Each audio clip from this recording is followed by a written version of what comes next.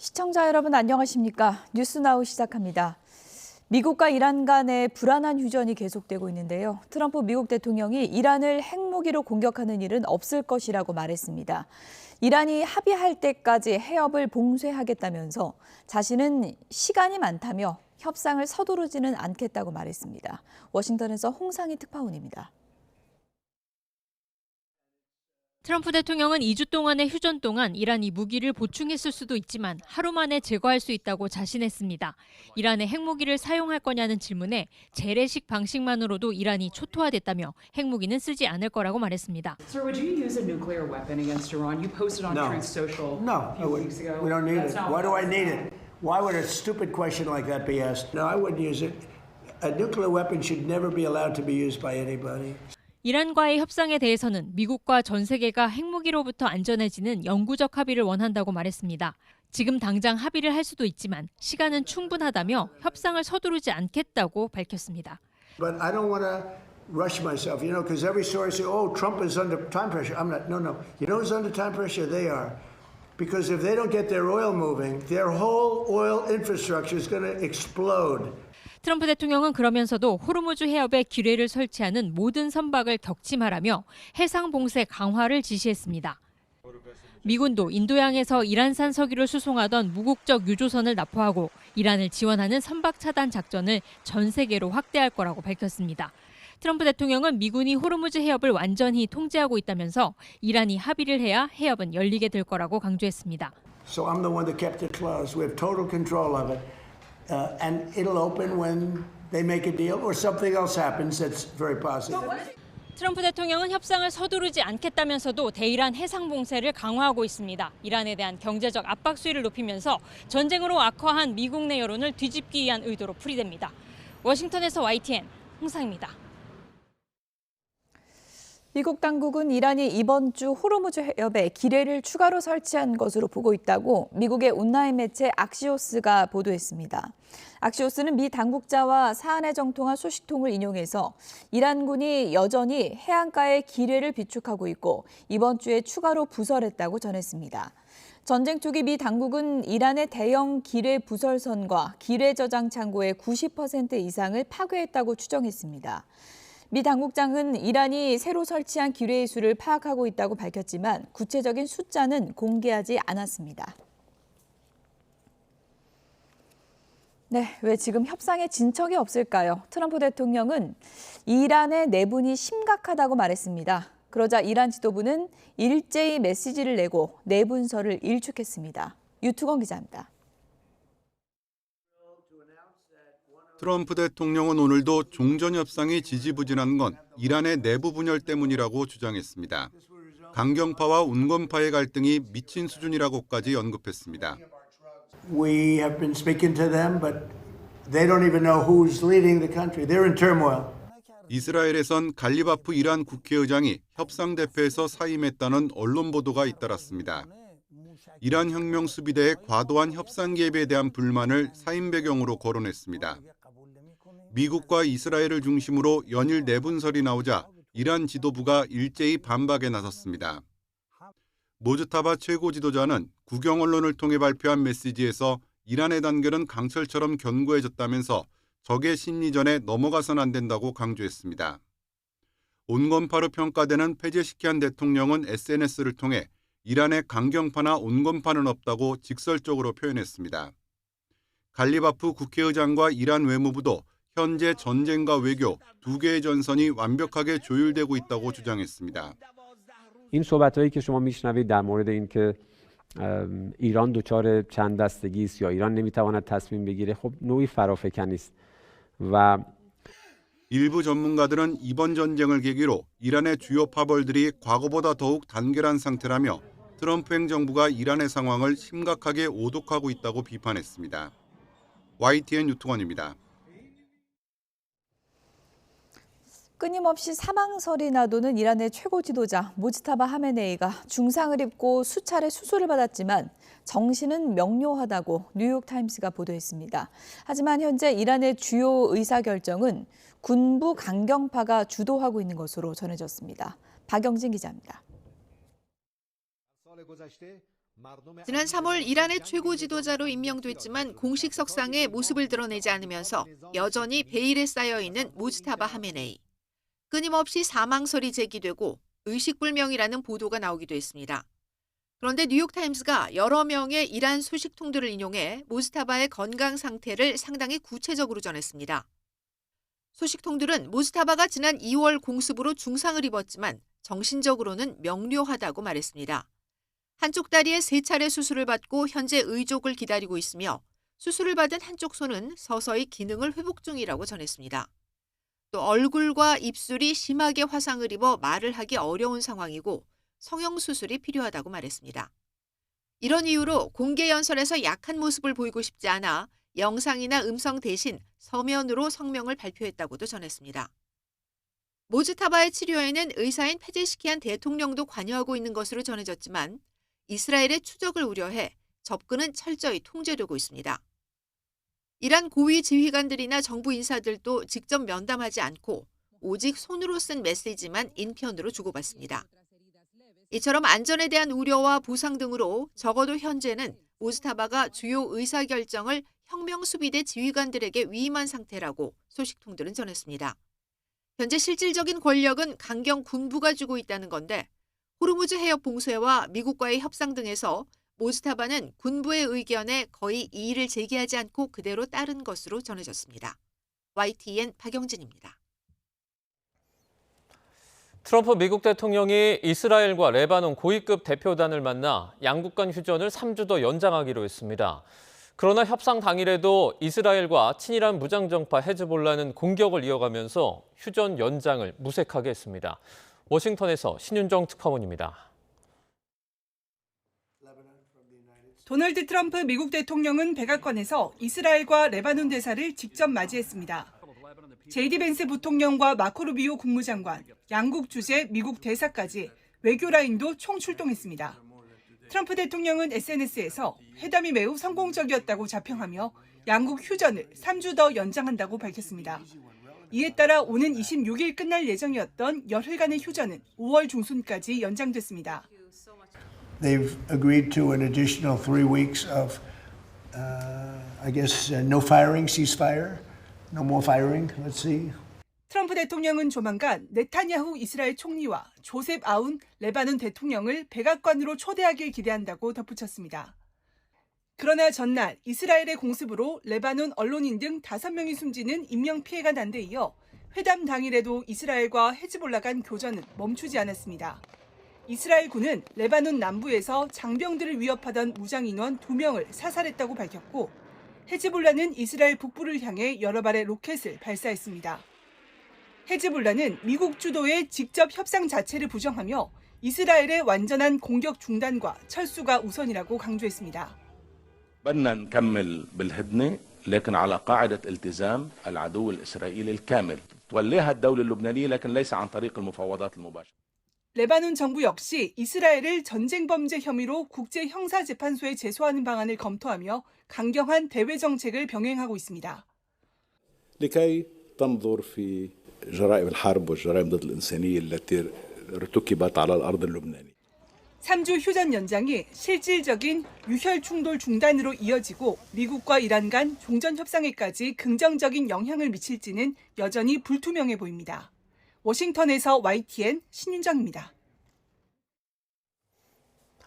이란 수도 테헤란 일부 지역에서 미국과의 휴전 이후 처음으로 방공망이 가동돼 포격이 이루어졌다고 외신들이 보도했습니다. AFP 통신은 이란 국영 IRNA 통신을 인용해서 현지 시간 23일 저녁에 적대적인 공중활동이 포착돼 테헤란 서부에서 방공망이 가동됐다고 전했습니다. 이 통신은 지난 7일 휴전 시작 이후에 방공망이 가동되는 건 처음이라고 보도했습니다. 이와 관련해서 메우르 통신은 테헤란 여러 지역에서 적대 목표물과 교전하는 방공포대 소리가 들렸다고 썼습니다. 이와 관련해 이스라엘 안보 당국자는 일간 타임스 오브 이스라엘에 이란을 때리지 않았다며 부인했습니다. 미국과 이란의 종전 협상이 무산될 경우 이란의 해상 군사력이 미군의 우선 타격 목표가 될 것이라는 보도가 나왔습니다. CNN에 따르면 미군은 종전 협상이 결렬될 경우 호르무즈 해협과 아라비아만 남북, 오만만의 이란 군사력을 가장 먼저 타격하는 계획을 검토하고 있습니다. 미군은 또 이란군과 정부 내부에서 협상을 방해하는 인사들을 표적으로 삼는 방안도 검토하는 것으로 알려졌습니다. 한 소식통은 아흐마드 바이디 이란 혁명수비대 총사령관도 제거 대상에 포함된다고 전했습니다. 미국-이란 전쟁으로 세계 에너지의 대동맥인 호르무즈 해협이 막히자 아시아 국가들이 미국 등 아메리카 대륙에 눈을 돌리면서 파나마 운하의 전략적인 가치가 치솟고 있습니다. 로이터 통신은 파나마 운하청이 이란 전쟁으로 통행량이 증가해 운항 시간대에 대한 경매 가격이 2억 원 수준에서 전쟁 이후에는 5억 7천만 원으로 3배 가까이 상승했다고 밝혔습니다. 특히 일부 선박들은 통과 순서를 앞당기기 위해 14억 8천만 원 이상을 지불하기도 했는데 이는 예외적인 사항이며 단기적인 수요 급증에 따른 것이라고 운하청은 설명했습니다. 오늘부터 휘발유와 경유 등 석유 제품에 4차 최고 가격이 적용됩니다. 정부는 소비 감축과 물가 여파를 고려해 또 한 번 공급 가격을 동결했는데요. 이런 가운데 전국 평균 경유 가격은 3년 9개월 만에 2,000원을 넘었습니다. 현장에 나가 있는 취재기자 연결하겠습니다. 자, 지금 현장에 손효정 기자 나와 있죠? 네, 손효정 기자. 마포구의 한 주유소에 나와 있습니다. 네, 지금 석유 제품 공급 가격이 또 한 번 묶여 있는데 주유소 상황은 어떻습니까? 네, 이곳 주유소는 아침부터 주유하려는 차량들로 북적였는데요. 제가 운전자들을 직접 만나보니까 최고 가격이 동결돼 다행이지만 여전히 기름값 부담이 크다는 반응들이 많았습니다. 주유값이 동결이 되더라도 주유하는 사람들은 굉장히 체감이 커요. 주유하는 사람 입장에서는 지나가면서 계속 주유소 가격을 체크하게 되죠. 국제 유가는 전황에 따라 출렁이고 있지만 휘발유의 공급 가격은 리터당 1,934원, 경유 1,923원, 등유는 1,530원으로 고정됐습니다. 최고 가격은 2주 단위로 결정되는데 최근 2주만 놓고 보면 석유 제품 국제 가격은 2에서 14%가량 하락했습니다. 단순 계산으로 휘발유의 최고 가격은 리터당 100원, 경유 200원, 등유는 30원을 내릴 여지가 있었지만 정부는 에너지 소비를 줄이기 위해 동결을 택했습니다. 다만 2, 3차 최고 가격 지정 시점부터 따져보면 그동안의 인상분이 모두 반영되지 않아 추가 인상 여력도 있었는데요. 생계형 수요자와 물가 영향을 고려해 공급가를 지금 수준으로 유지했다는 게 정부의 입장입니다. 최고 가격제가 없었다면 시장에서는 휘발유는 2,200원, 경유 2,800원, 등유는 2,500원 안팎까지 오를 것으로 추정하고 있습니다. 네, 그러면 4차 최고 가격이 적용된 첫날 기름값 움직임은 어떻습니까? 네, 공급 가격이 또 한 번 동결됐지만 오름세는 소폭 이어지고 있습니다. 특히 전국 평균 경유 가격이 2,000원을 넘어섰습니다. 러시아와 우크라이나 전쟁 이후 3년 9개월 만입니다. 오늘 오전 9시 기준 전국 휘발유 값도 0.4원 올라 2,006.2원을 기록하고 있습니다. 정부는 앞서 2차 최고 가격을 한꺼번에 210원 인상하면서 주유소 판매 가격도 2,000원대 초반까지 오를 것으로 예상했는데요. 공급 가격이 2주 더 묶이면서 판매가 역시 지금 수준에서 큰 변동은 없을 전망입니다. 정부는 다음 달 1일부터 6월 말까지 소형 트럭 등 서민들이 주로 이용하는 LPG 부탄 연료의 유류세 인하폭을 기존 10%에서 25%로 확대하기로 했습니다. 지금까지 서울 마포구의 주유소에서 YTN 손효정입니다. 이란 전쟁으로 인한 고유가 여파로 모내기 철을 맞은 농민들의 고충도 커지고 있습니다. 비싼 기름값이 농업 분야 전반에 영향을 주며 밥상 물가 인상 압박이 거세질 거란 전망이 나오는데요. 현장에 YTN 취재기자가 나가 있습니다. 김근우 기자. 네, 경북 청도군에 있는 쌀 농가에 나와 있습니다. 네, 희망차야 할 모내기 철인데 올해는 상황이 좀 다르다고요. 그렇습니다. 지금 제 뒤쪽으로 이 보이는 논이 3,300제곱미터 정도 되는 그런 논인데요. 이른 아침부터 농민이 이항기를 몰고 계속해서 이 모를 논에 심는 모습을 저희 취재진이 확인할 수가 있었습니다. 아침까지만 해도 텅 빈 그냥 물만 차 있는 논이었는데 지금은 보시는 것처럼 제법 초록색 모들이 들어차 있는 모습입니다. 아직 본격적인 모내기철은 아닙니다만 이 날이 풀리면서 전국 각지에서 이렇게 첫 모내기가 시작됐습니다. 하지만 전쟁 여파로 기름값이 치솟으면서 한 해 농사를 시작하는 농민들의 표정이 밝지만은 않은데요. 일단 농기계에 들어가는 기름값부터가 부담입니다. 벼농사는 파종부터 수확까지 대부분 기계를 통해 이루어지는데요. 모를 심는 이항기, 논에 물을 대는 양수기, 수확에 필요한 콤바인까지 모두 휘발유나 경유를 사용합니다. 몇 달 전까지 리터당 1,000원 안팎이던 농업용 면세유 가격은 최근 1,500원대 가까이 올랐는데요. 농기계에 기름을 넣을 때마다 한숨이 나온다는 농민들이 많습니다. 여기에 농업용 비닐이나 모판, 화학비료처럼 농사에 꼭 필요한 자재 원료 가격도 오름세라서 생산 비용 부담에 농민들의 시름은 깊어지고 있습니다. 문제는 본격적인 모내기철이 아직 시작도 되지 않았다는 점입니다. 지금 심는 품종은 주로 추석 전에 햅쌀로 수확하는 조생종이 대부분인데요. 전쟁이 계속 길어지고 5월부터 더 많은 농가에서 모내기를 시작하면 비용 부담도 걷잡을 수 없이 커질 가능성이 큽니다. 이렇게 오른 생산 비용은 쌀 수매가에도 반영될 수밖에 없는데요. 쌀은 우리나라가 주식으로 먹는 기초작물인 만큼 밥상 물가에 대한 인상 압박이 더욱 거세질 전망입니다. 지금까지 경북 청도군에 있는 쌀 농가에서 YTN 김근우입니다.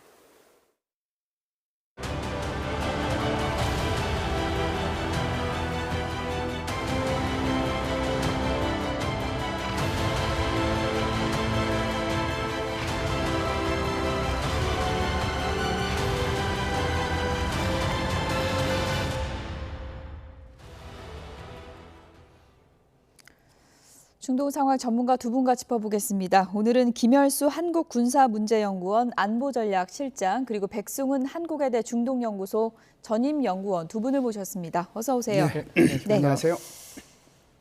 불안한 휴전이 계속되고 있습니다. 관련 영상부터 보겠습니다.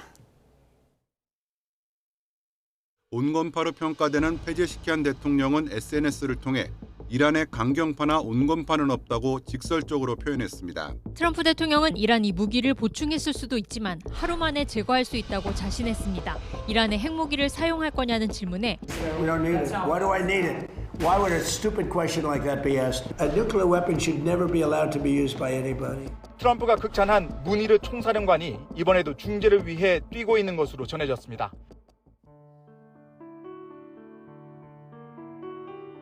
But I don't want to rush myself. You know, because every story says, oh, Trump is under time pressure. I'm not. No. You know who's under time pressure? They are. Because if they don't get their oil moving, their whole oil infrastructure is going to explode.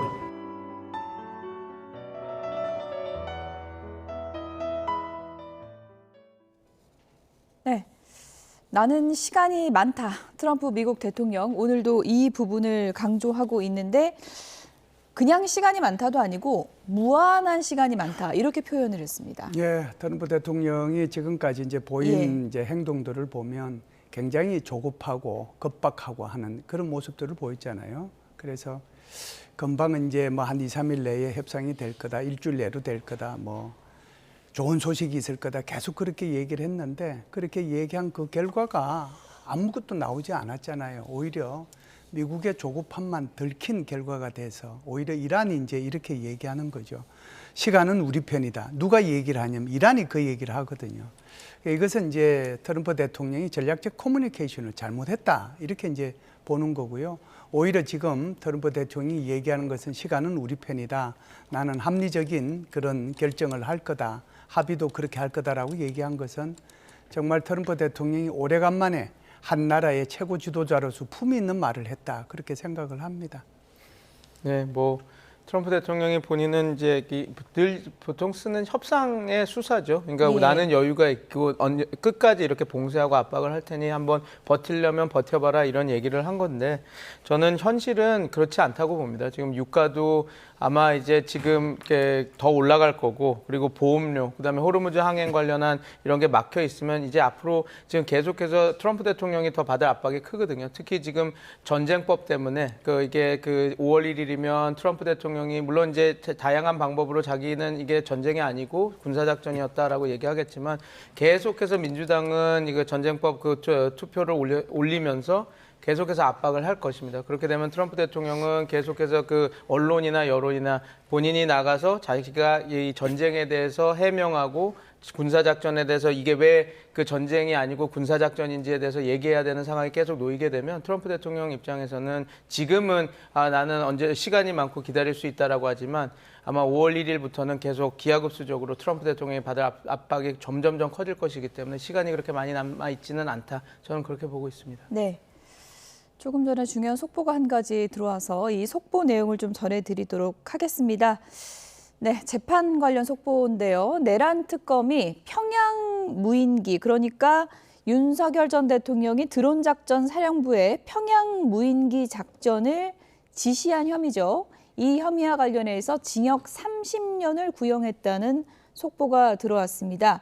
그리고 김용현 전 국방부 장관에게는 징역 25년을 구형했습니다. 일반 이적 혐의가 적용이 됐고요.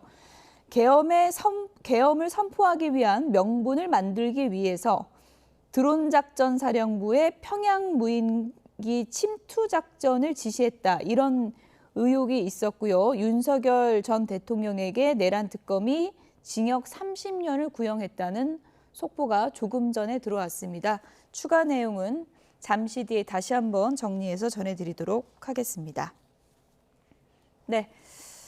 미국과 이란의 지리한 신경전이 계속되고 있는 상황이고 조금 전에 두 전문가분께서 짚어주신 대로 트럼프 미국 대통령은 시간이 많다라면서 여유를 부리고는 있는데 합법적인 전쟁 기간이 얼마 남지 않았잖아요. 네, 예. 그래서 이제 미국의 행정부에서 이 의회에다가 이렇게 전쟁에 대해서 이렇게 이제 요청한 것이 3월 2일이거든요. 그러니까 이게 60일간에 이제 이게 하도록 돼 있는데 이 전쟁권한법은 1973년도에 만들어졌습니다. 총 90일간인데 60일간은 군사작전을 수행할 수 있고요. 예. 나머지 30일간은 철수하는 시간입니다. 그렇군요. 그래서 여기에 대해서 지금은 이제 5월 1일이 어떻게 보면은 법적으로는 데드라인이죠. 그런데 며칠 안 남았네요? 그렇죠. 며칠 안 남았죠. 예. 그런데 다른 문제들이 있긴 해요. 뭐냐면은 지금 민주당에서 몇 번에 걸쳐 가지고 전쟁 중지에 관한 그런 결의안을 상원과 하원에서 냈거든요. 그런데 상원에서는 이것이 4번에 걸쳐서 부결이 됐고요. 하원에서는 1번에 걸쳐서 부결이 돼서 총 5번에 걸쳐서 부결이 됐다는 사실이 중요하다라고 보고요. 세 번째는 이제 오바마 대통령 때도 리비아에 대해서 이제 공격을 할 때 나토군의 일원으로서 이것도 60일 넘어서 공격을 했거든요. 그러면서 다른 명분을 내세웠다는 거고요. 바이든 대통령도 후티 반군에 대해서 이렇게 미사일로 공격을 했을 때 그때도 이것은 전쟁이 아니고 이런 그 테러 지원 단체를 이렇게 타격하기 위한 거였다면서 이 전쟁법을 갖다가 회피를 해 나갔어요. 예. 그렇기 때문에 그럴 가능성이 있다라고 보고요.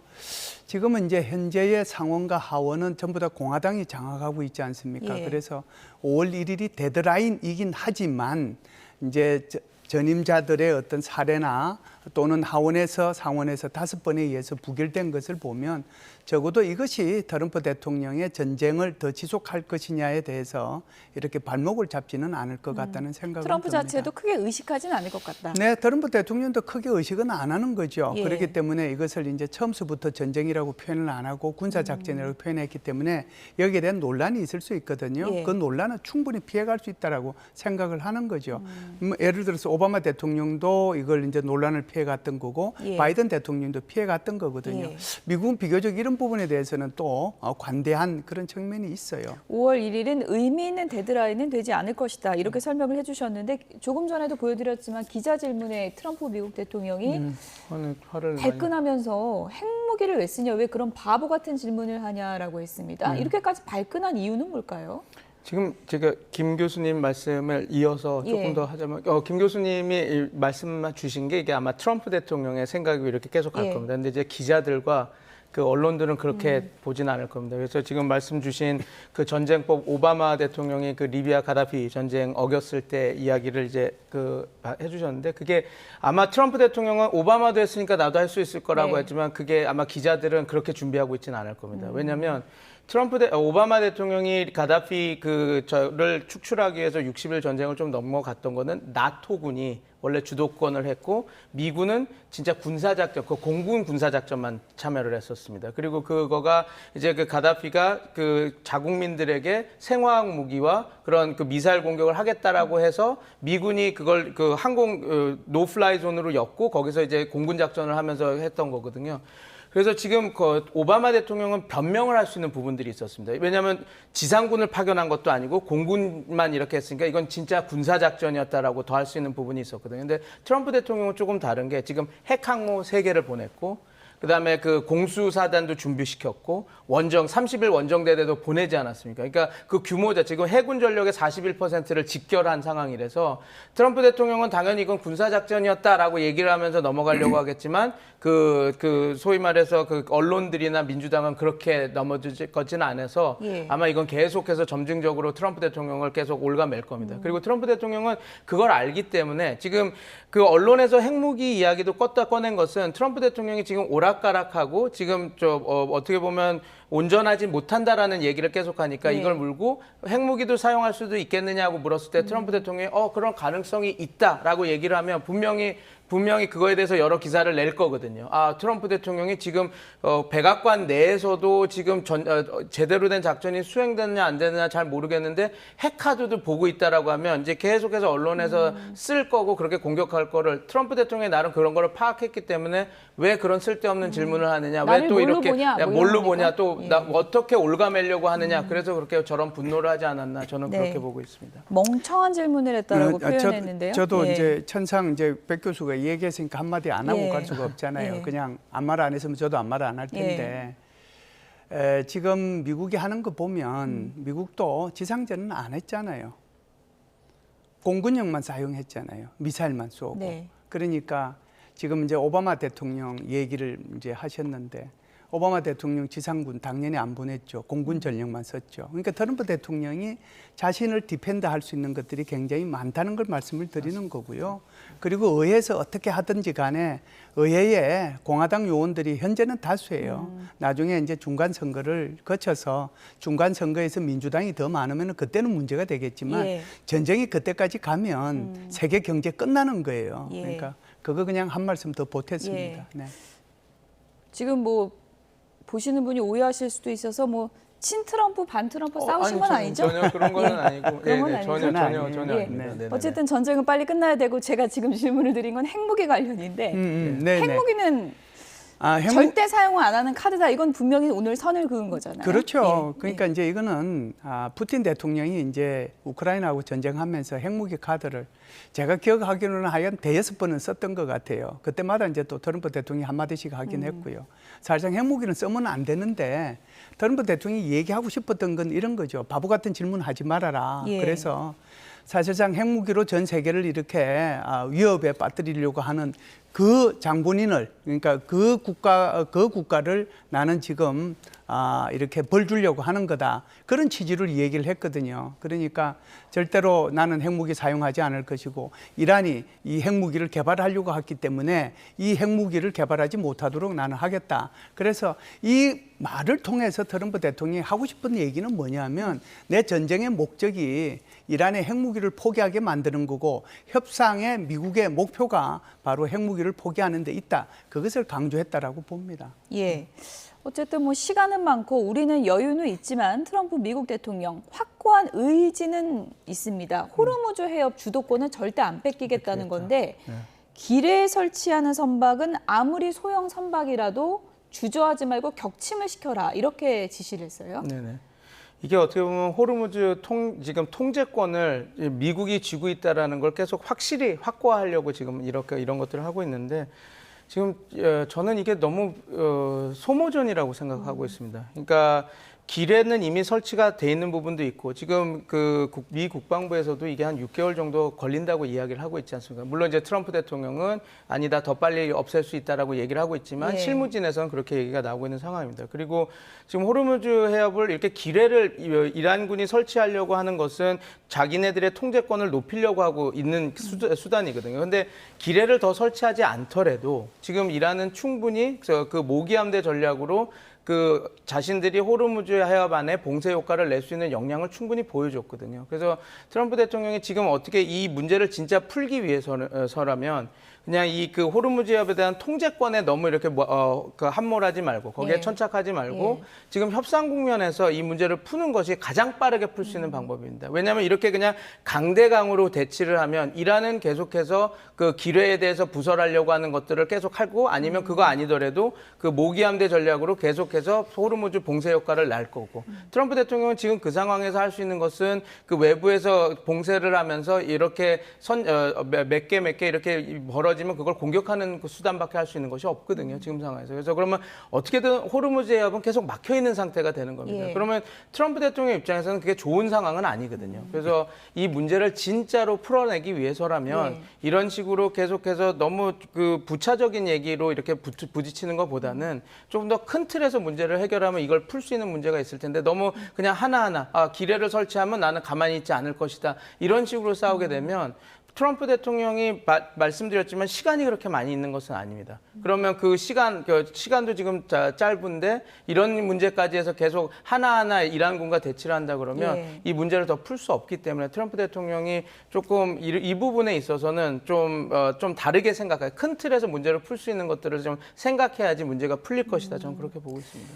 지금 이란도 봉쇄하고 있고 미국은 역봉쇄하고 있고 서로 지금 다투고 있는 상황인데 호르무즈 전체적인 상황을 보면은 주도권을 실질적으로 지금 누가 갖고 있는 거예요? 지금 누구도 갖고 있다고 저는 생각하지 않습니다. 왜냐하면 그냥 대치 중인 거예요. 네, 왜냐하면 원양 차단과 그런 군사적 우위는 당연히 미국이 압도적으로 갖고 있죠. 그렇지만 호르무즈 해협 봉쇄 자체는 그렇다고 해서 이란이 그런 봉쇄를 못하고 아무것도 못하냐 그렇지 않습니다. 최근 보여준 그런 그 세선의 납포라든지 그런 것들을 보면 충분히 그 모기함대 전략으로 호르무즈 해협을 막을 수 있는 봉쇄하는 효과를 낼 수 있는 능력도 갖고 있거든요. 그래서 지금 저는 어떻게 보면 양측이 서로 머리끄댕이를 붙잡고 꼭 잡고 있는 형국인데 뭐 이런 생각도 해봤습니다. 이렇게 대치하는 국면에서 서로 오케이 그러면 나도 호르무즈 해협을 봉쇄를 풀 테니 너도 풀어라 하고 협상 국면으로 들어가는 것이 그래도 그나마 이 문제를 풀 수 있는 그런 그 유일한 대책이 아닐까 싶습니다. 지금 이런 식으로 어느 한쪽에 먼저 놔야 됩니까? 동시에 놔야 됩니까? 동시에 놔야 되는데 그 역할을 아마 그 중재국인 파키스탄이 좀 해내면 이게 어느 정도 풀릴 수 있을 텐데 그 양측이 너무 신뢰가 없는 상태에선 그 어느도 먼저 놓으려고 하진 않겠죠. 거의 뭐 치킨 게임이고 지금 호르무즈 해협 상황만 보면 답이 없는 그런 상황인데 본질적으로 들어가서 지금 미국과 이란 사이에 지금 대화가 전혀 안 되는 게 핵 때문입니까? 호르무즈 때문입니까? 뭐가 본질입니까? 두 개가 다 있죠. 두 개 답니까? 네, 그러니까 하나를 더 붙이면은 핵하고 호르무즈하고 그리고 이제 배상 문제, 이제 보상 문제, 요거가 이제 뭐 핵심이라고 봐야 될 텐데요. 지금 이제 이 기뢰 설치하는 문제는 이래요. 이제 미국의 엑시오스 그 신문에서 이제 여기 발표를 했죠. 뭐라고 그랬냐면은 이란에서 추가적으로 지금 기뢰를 더 설치하는 것 같다라고 얘기를 하니까 트럼프 대통령이 이게 무슨 소리야? 그렇다라고 하면은 그 기뢰 설치하는 소형 고속정 다 이제 파괴해라 그랬거든요. 지금은 이제 전쟁이 시작돼서 오늘까지 따져보니까 날짜가 한 56일 정도 되더라고요. 그런데 휴전된 것은 전쟁 개시해서 39일부터 휴전이 돼서 지금까지 17일 동안 휴전이 유지되고 있거든요. 이 말의 의미는 봉쇄와 역봉쇄는 하고 있지만 이란군하고 미군하고 직접적으로 무력이 오고 간 건 없었다는 것을 의미하는 겁니다. 그런데 이제 만일에 기뢰를 설치를 이란이 하고 거기에 대해서 기뢰 설치하는 것에 대해서 소형 고속정에 대해서 미군이 여기를 객침을 하면 이거는 이제 진짜 무력이 사용되는 거잖아요. 그러면은 이란이 가만히 있겠는가? 그럼 이란도 다시 이제 미군 함정이나 또 다른 데 대해서 공격을 하게 되면 이게 이제 전쟁으로 넘어가는 거거든요. 그래서 이 부분까지 고려해서 트럼프 대통령이 얘기를 한 것인지 이 부분은 좀 더 분석이 필요하지 않을까라고 생각합니다. 네, 조금 전에 들어온 속보 잠시 좀 전해드리겠습니다. 위성락 국가안보실장이 정동영 통일부 장관의 북한 구성 핵시설 발언에 대해서 미국으로부터 받은 정보를 유출한 건 아니다, 이렇게 밝혔습니다. 위 실장은 어제 이재명 대통령의 베트남 방문 수행 기간 중에 브리핑을 갖고 정 장관은 여러 공개된 출처에서 얻은 정보를 얘기한 것이라는 게 정부의 입장이라면서 이같이 얘기를 했습니다. 반면 미국은 자기들이 준 정보가 흘러간 것으로 생각을 하는 것 같다며 상황을 명확하게 밝히고 앞으로 나갈 길을 단기간에 수습하려 한다고 강조했습니다. 미국과의 접촉 상황에 대해서는 외교부와 외교 채널뿐 아니라 자신도 다양한 경로로 소통을 하고 있지만 우리 정부 입장이 미국에 전달되기까지 다소 시간이 걸릴 것으로 예상했습니다. 특히 언론 보도가 나오고 정치권이 주목하면서 일이 좀 복잡하게 된 건 사실이라면서 정부 간에 풀어가려는 노력이 있으니 기다리는 게 좋겠다, 이렇게 덧붙였습니다. 네, 위성락 실장 관련 발언이 또 한 가지 속보로 전해졌습니다. 위성락 실장은 쿠팡의 정보 유출 사고를 둘러싼 이슈로 인해 한미 간의 안보합의 이행이 지연되는 건 사실이다, 이렇게 기자들에게 밝혔습니다. 어제 브리핑에서 역시 밝힌 내용이고요.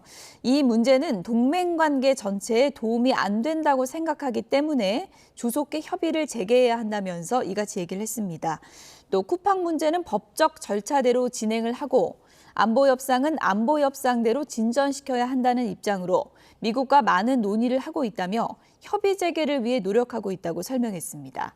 미국 공화당 의원들이 강경화 주미 대사에게 쿠팡 관련 우려 서한을 보낸 데 대해서는 해당 의원들과 접촉해서 설명도 하고 이해를 구하려고 노력하고 있다고 강조했습니다.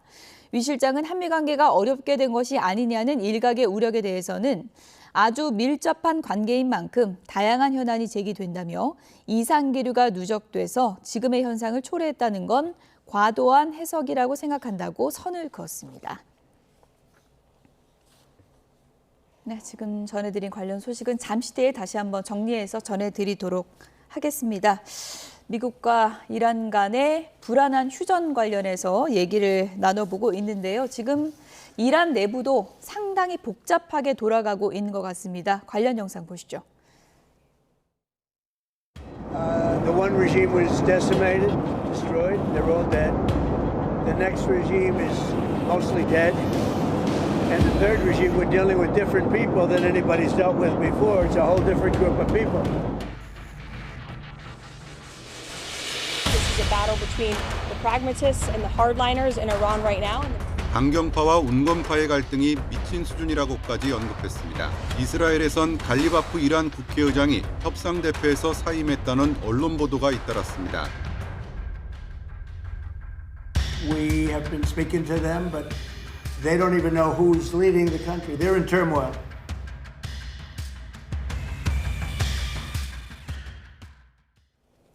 네, 갈리바프가 어떻게 된 걸까요? 진짜 물러난 걸까요? 저는 아직까지 조금 유보하면서 봐야 된다고 봅니다. 왜냐하면 저거를 보도한 매체가 이제 이스라엘의 매체에서 처음 보도가 되는데 그거의 소스가 또 좀 그 신뢰성이 이렇게 높지 않은 매체에서 받은 걸 하고 있거든요. 그래서 저도 오늘 우리나라에서만 제일 많이 이렇게 빨리 받아서 이렇게 여러 가지 얘기들을 하고 있더라고요. 미국은 아직 좀 우리가 보는 주요 언론들에서는 저 이야기를 다루고 있지는 않아서 이렇게 우리도 오늘 좀 조심스럽게 다뤄야 되겠군요. 네네, 조금 조심스럽게 다뤄야 될 필요가 있습니다. 그리고 그 갈리바프가 온건파가 절대 아닙니다. 갈리바프는 혁명수비대에서 잔뼈가 굵은 그 장군 출신이고, 그래서 그 강경파 온건파라기보다는 강경파 내에서 협상의 기술을 잘 활용해야 된다라고 보는 실용파, 강경파 중에서 실용주의파라고 보시면 될 것 같아서. 어쨌든 이란 협상단의 리더였잖아요. 당연히 들어갔죠.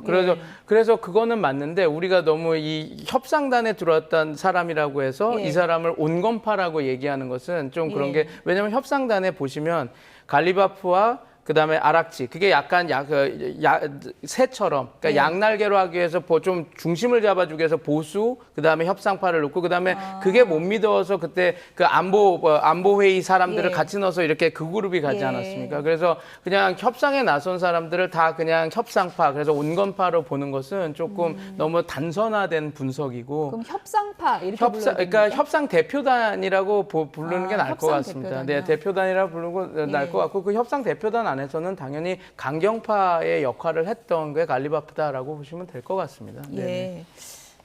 지금까지 계속 온건파라고 저희가 해왔는데 정정해야 너무 됩니까? 너무 죄송한데 예, 그게 온건파라고 하기에는 예. 아마 저뿐만 아니라 모든 이란 전문가들에게 갈리바프라고 하는 인물을 두고 예. 이 사람을 온건이나 강경이라 그러면 당연히 강경이라고 넣을 겁니다. 왜냐하면 갈리바프는 태생이 그 혁명 수비대에서부터 컸던 사람입니다. 그러니까 혁명 수비대에 그냥 처음 장교로 임관을 해서 쭉 거기서 장성까지, 그러니까 그 항공 우주국이죠. 지금 이란의 혁명 수비대 핵심 부대인 그 드론과 그 탄도미사일을 관리하는 거기에 그 장군으로 퇴역을 하고 했던 사람이라서 이분을 온건파라고 한다 그러면 예. 아마 모두 대다수가 온건파일 예. 겁니다. 그렇게 뭐 되면. 이란 전문가시니까 앞으로 저도 온건파라고 안 하겠습니다. 아닙니다.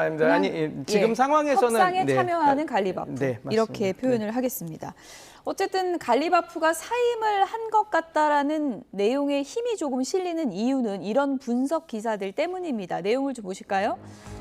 이란이 강경파가 장악하고 있다는 기사들이 많이 나오고 있습니다. 미국 싱크탱크 전쟁연구소에서 분석한 바로는 미국과 협상을 지지하는 갈리바프 이란 국회의장과 이에 반대하는 바히디가 충돌하고 있다. 최근 이란 내 권력이 이슬람 혁명 수비대로 기울고 있다. 이런 분석 기사를 냈고요. 뉴욕타임스에서는 이런 기사를 냈습니다. 이란의 강경파 군부 장성들이 이란 정부 주요 의사 결정을 담당하고 있다. 숨진 알리 하메네이 전 최고 지도자는 절대적 권력을 휘둘렀는데 지금 차남 모스타바는 그렇지 못하다. 뭐 거의 허수아비다. 이런 얘기거든요. 그러니까 권력 다툼에서 갈리바프가 좀 밀린 거 아니냐 이런 분석이에요. 사실상은 이제 갈리바프하고 아라그치하고 거기 그 협상단에 갔다 왔잖아요. 그리고 나서 이제 이스라엘하고 저 레바논하고 휴전 회담이 있었잖아요. 그래서 이제 휴전을 10일간 하도록 했지 않습니까? 그리고 나서 이제 아라그치가 뭐라고 그랬어요? 그러면은 우리 봉쇄 풀겠다고 그랬습니다. 예. 그런데 이 사람 혁명 수비대에서 뭐라고 그러냐면 멍청이라고 얘기를 했어요. 멍청이, 얼간이, 예, 뭐 이렇게 얼간이, 불렀죠. 예, 그렇게 얘기를 했단 말이죠. 그래서 그것이 이제 그때 당시에는 저게 뭐 역할 분담한 거 아니냐 이런 식으로까지 생각을 했는데 결국 그게 아니고 권력 투쟁이 표면화되는 그런 순간이었다라고 저는 생각을 하거든요. 그 뒤에 나온 말들이 뭐냐면 바로 갈리바프하고 아라그치를 탄핵시켜야 된다라고 예. 얘기하고 거기에 지금 이제 저 이스라엘에서 나온 신문 저거를 우리가 얼마나 믿어야 될지 모르지만 예. 이제 갈리바프가 이제 사임했다 소리까지 나오는 거란 말이죠.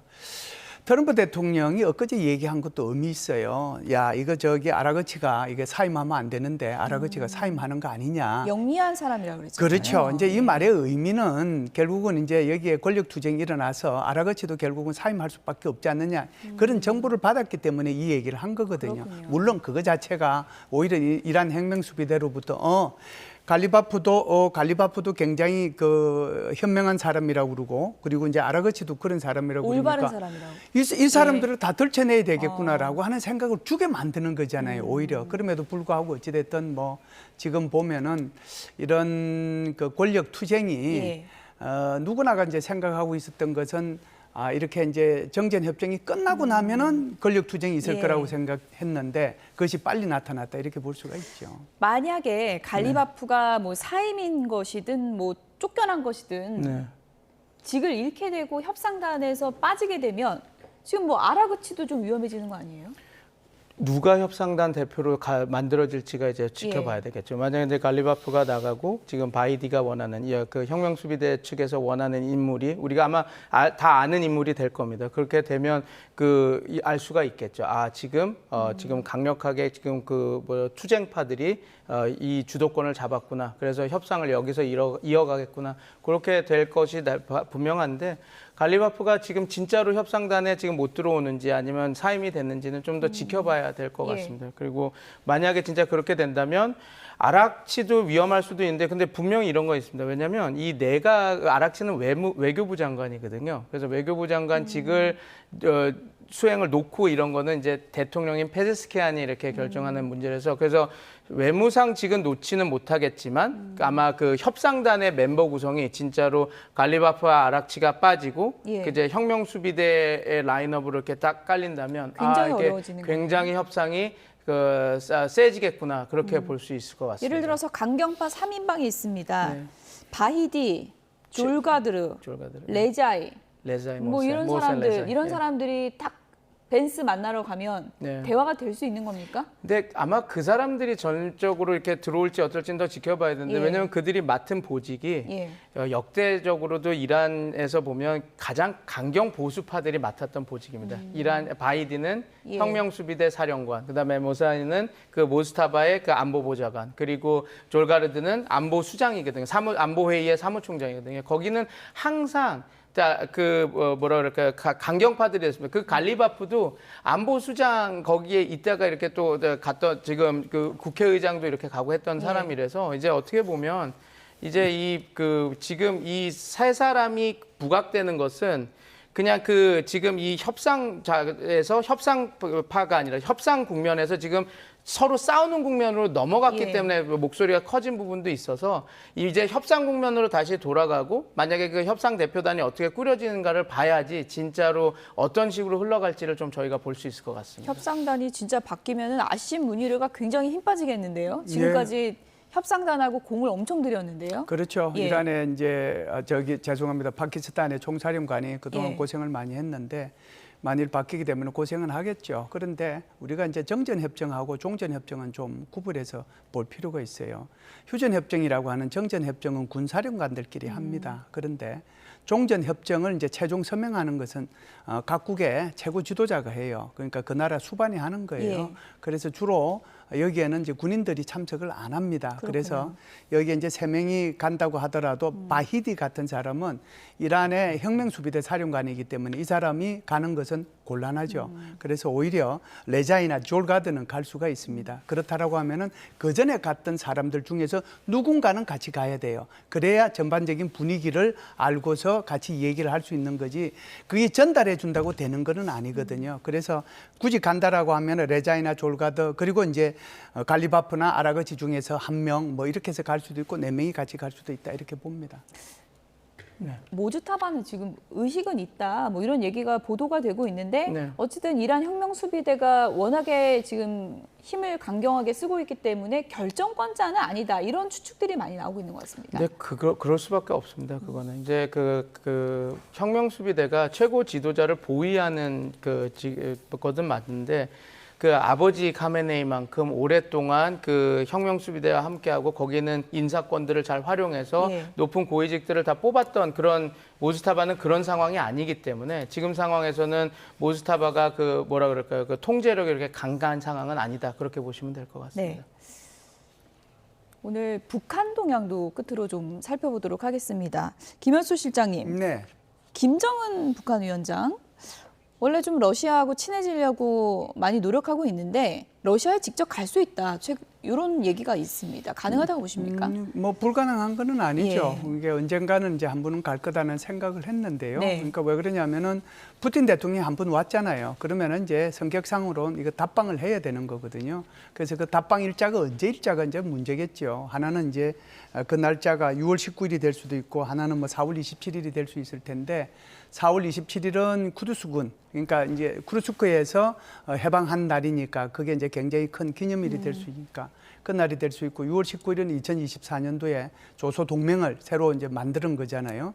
그래서 그 날짜가 될 수 있는데 제가 볼 때는 굳이 간다면 6월 19일 좀 되지 않겠는가라고 봅니다. 네. 모스크바 가면 처음 가는 거잖아요.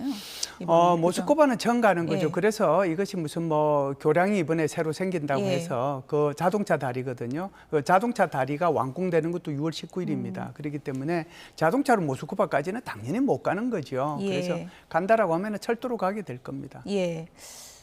아무래도 뭐 모스크바 방문 앞두고 뭐 군부를 떼는 건지 얼마 전에 북한이 태양절을 계기로 열린 국제예술축전에서 러시아가 직접 제작한 노래를 공개하기도 했습니다. 어떤 노래인지 잠시 좀 들어보시죠.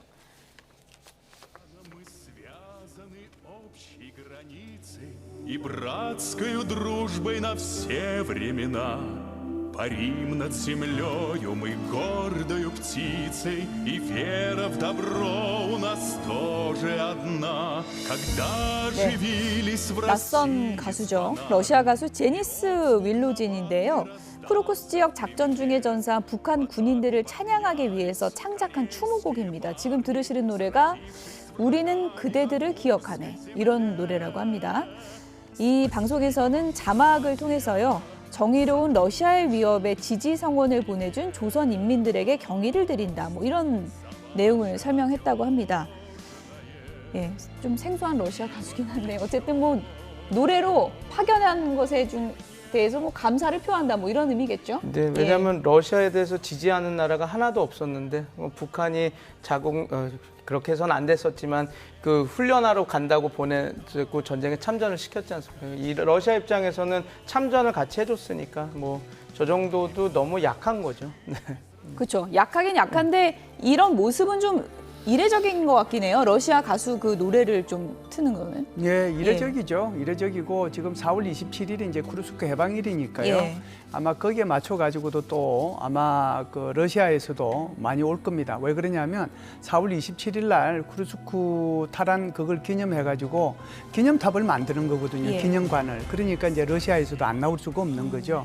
그러니까 거기에 맞춰서 지금 말씀하신 것처럼 우리한테도 생소한 또 뭐 듣기에도 잘 모르는 그런 이제 뭐 어찌됐든 군과 비슷한 저런 러시아 노래를 좀 틀어준 게 아닌가라고 생각을 합니다. 이건 뭐 아직 뭐 시나리오지만 북한에서 이란에 파병할 일은 없겠죠? 그 부분은 이제 이란하고 북한하고의 사이는 그러니까 핵하고 그리고 미사일하고 커넥션이 있지 예. 군사적으로 이렇게 파병하거나 그러지는 않을 겁니다. 만일 KN-23 같은 경우에는 이게 이란에서도 이제 사용하는 그런 이제 무기거든요. 예. 그런 것들에 대한 지원 같은 것은 가능한데 그 부분은 이제 계속해서 아마 좀 국제사회에서 엄격하게 들여다보지 않을까 이런 생각을 합니다. 네, 여기까지 듣겠습니다. 지금까지 김열수 한국군사문제연구원 안보전략실장 그리고 백승훈 한국외대 중동연구소 전임연구원 두 분이었습니다. 고맙습니다. 감사합니다.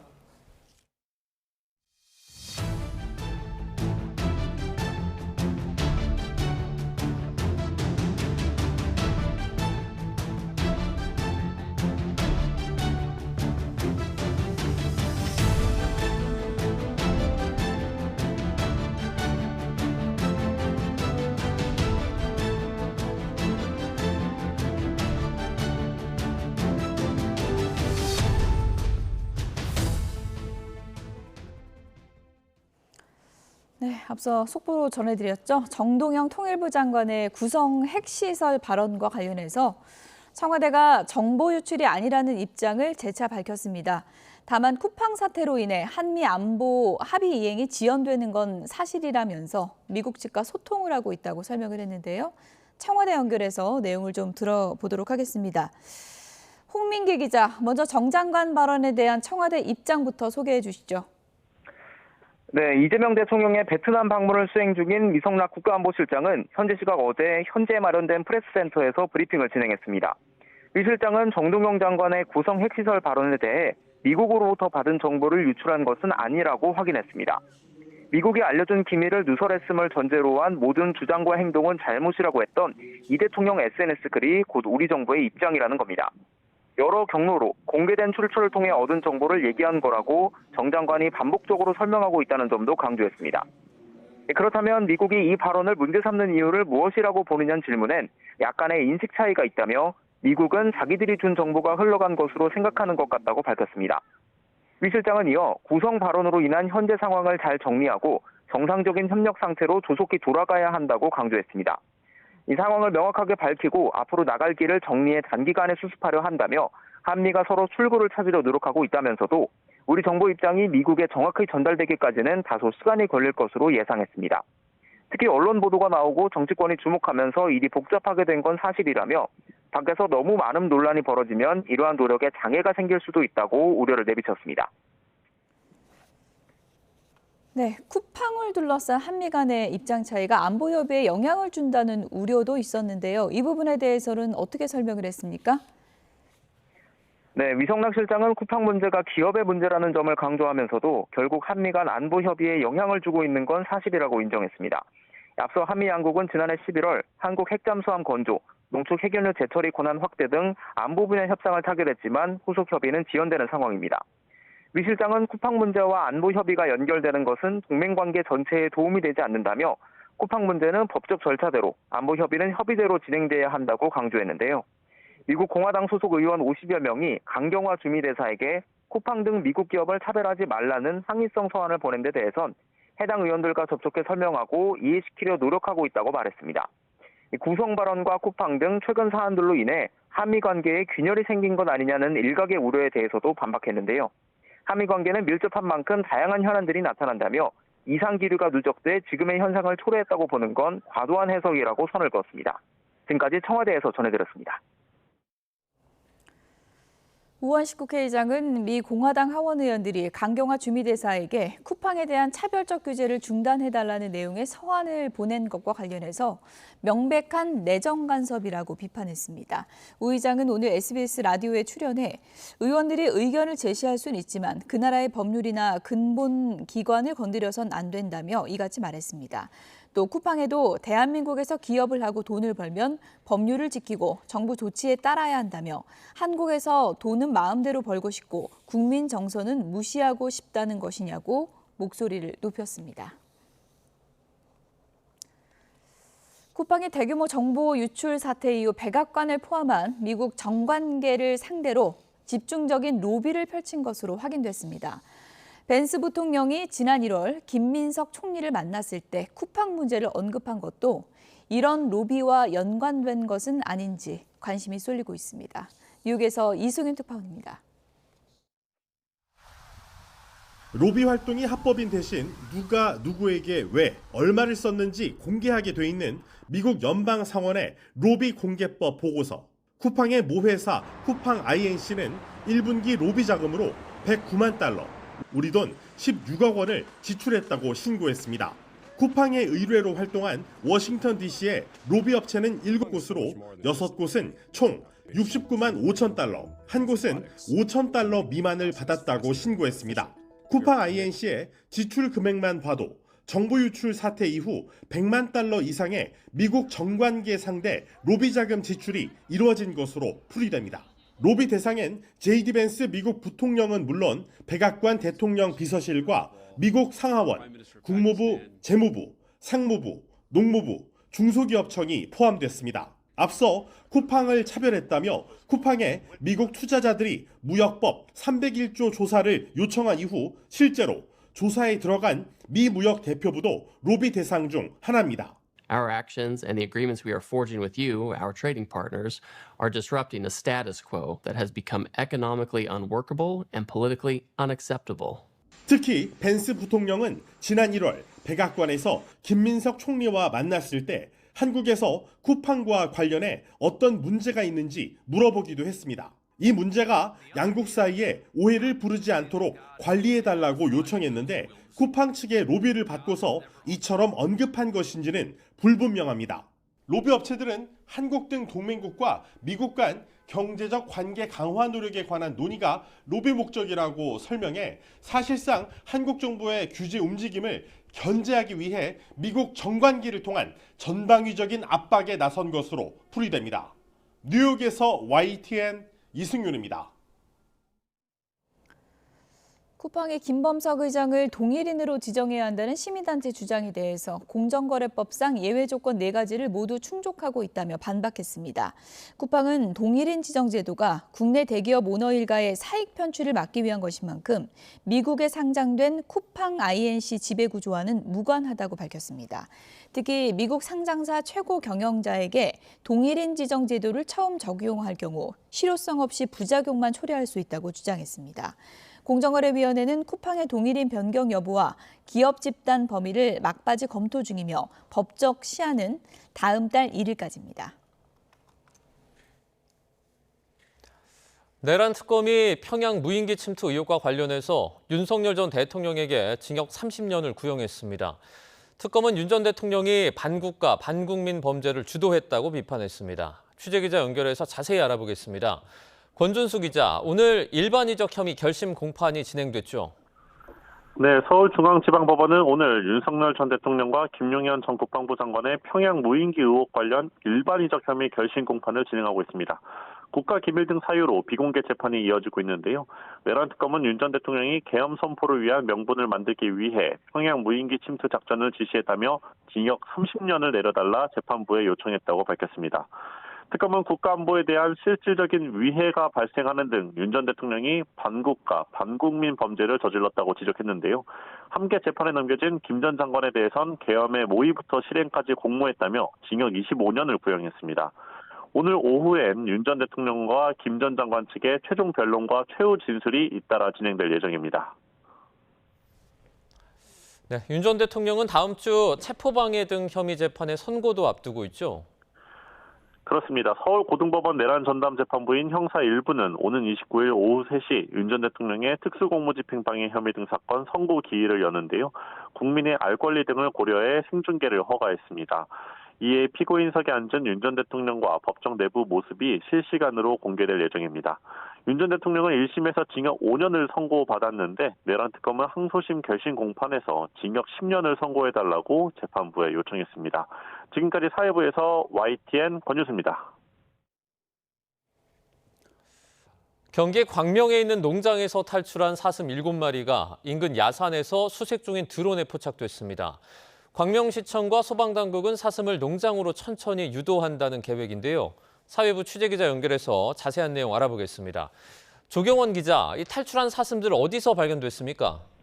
네, 오늘 오전 11시 10분쯤 서울 천왕동에 있는 캠핑장 인근 야산에서 사슴 7마리가 수색 중인 드론에 포착됐습니다. 광명시청과 소방당국은 현장에 인력과 드론을 추가로 투입해 사슴들이 농장으로 돌아갈 수 있도록 유도한다는 계획입니다. 그물망 등을 활용해 포획하는 방안도 고려하고 있는 것으로 알려졌는데 사슴의 건강 상태를 알 수 없는 만큼 마취총은 되도록 사용하지 않는다는 방침입니다. 앞서 소방당국은 오전 8시 20분쯤 서울 천왕동에 있는 캠핑장에서 사슴 5마리를 목격했다는 신고를 접수하고 드론 1대와 구조대원 7명을 투입해 수색 작업을 벌였습니다. 해당 캠핑장은 행정구역상 서울에 있지만 사슴이 탈출했다는 신고가 접수된 경기 광명에 있는 사슴 농장에서 550m가량 떨어진 곳으로 확인됩니다. 네, 이 사슴들이 무사히 집으로 돌아가면 좋겠는데 수색 작업 지금 사흘째 접어들었죠? 네, 광명시청과 소방당국은 그제부터 사슴 7마리가 농장 인근 야산에 있는 것으로 보고 수색에 나섰습니다. 농장 주인이 지난주에 5마리가 탈출한 것은 물론 6개월 전에도 2마리가 탈출했다고 진술한 데 따른 겁니다. 오늘 아침 7시 반부터 수색 작업을 재개한 당국은 인력 50여 명과 열화상 카메라가 달린 드론 3대를 투입해 사슴들의 위치 파악에 주력했습니다. 당국은 기온이 낮을수록 수풀과 사슴체 표면의 온도 대비가 커져 열화상 탐지 효과가 더 높기 때문에 어제보다 2시간 반가량 일찍 수색에 나섰다고 설명했습니다. 수색 당국은 현재 숫사슴의 뿔은 길지 않고 공격성이 강한 시기가 지나 안전을 걱정할 정도는 아니라는 입장입니다.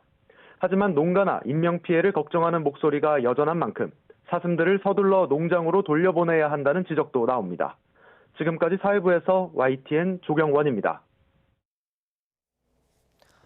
결혼정보회사 듀오에 가입한 정혜원 43만 명의 이름과 주민등록번호, 몸무게 등 개인정보가 유출된 사건에 대해서 경찰이 지난 2월부터 수사를 진행 중인 것으로 확인됐습니다. 서울경찰청 사이버수사대는 지난해 2월 4일 서울 강남경찰서에 접수된 해당 사건을 이송받아 현재까지 수사를 진행하고 있다며 아직 유출에 따른 2차 피해는 접수되지 않았다고 설명했습니다. 이처럼 유명 결혼정보회사인 듀오에서 40만 명 넘는 회원 정보가 무더기로 유출된 사실이 뒤늦게 알려졌습니다. 예민한 정보까지 모두 털렸는데 정작 듀오 측은 신고마저 늦게 한 것으로 드러났습니다. 이영원 기자입니다. 우리나라 대표 결혼정보회사인 듀오가 해킹을 당한 것으로 뒤늦게 확인됐습니다. 42만 7천 명이 넘는 회원 정보가 무더기로 유출된 겁니다. 여기에는 이름과 주민등록번호부터 몸무게, 직장, 재산 등 민감한 정보가 모두 포함됐습니다. 개인정보보호위원회는 지난해 1월 듀오에서 개인정보를 다루는 직원의 업무용 PC가 해킹당했다며 이 같은 사실을 발표했습니다. 회원 데이터베이스에 접속할 때 일정 횟수 이상 인증에 실패하면 접근을 제한해야 하지만 이런 조치를 하지 않아 해커의 표적이 된 것으로 드러났습니다. 특히 회원 가입 때 법적 근거도 없이 주민등록번호를 수집해 저장하고 개인정보 처리 방침에 따른 보유 기간이 지났는데도 회원 정보를 파기하지 않았습니다. 시스템에 대한 접근 권한의 관리를 소홀히 하였으며 안전하지 않는 암호화 알고리즘으로 정보 주체의 주민등록번호 및 비밀번호를 저장하여 안전성 확보 조치 기준을 위반하였습니다. 이렇게 한 사람의 인생 전체가 싹 털린 건데도 듀오의 대처는 아니랬습니다. 유출 사실을 파악하고도 바로 신고하지 않았고 회원들에게도 알리지 않은 겁니다. 이에 위원회는 2차 피해 방지에 소홀했다고 보고 12억 원에 달하는 과징금을 부과했습니다. 또 유출 사실 통지와 함께 사고가 반복되지 않도록 안전 조치를 강화하라고 명령했습니다. 듀오 측은 회원 정보가 유출돼 죄송하다면서도 유출에 따른 2차 피해는 없었다며 재발 방지에 최선을 다하겠다고 밝혔습니다. YTN 이영훈입니다.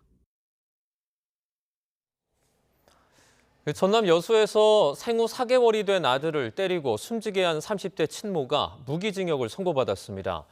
친모의 학대를 알고도 방임한 친부에게는 징역 4년 6개월이 내려졌는데요.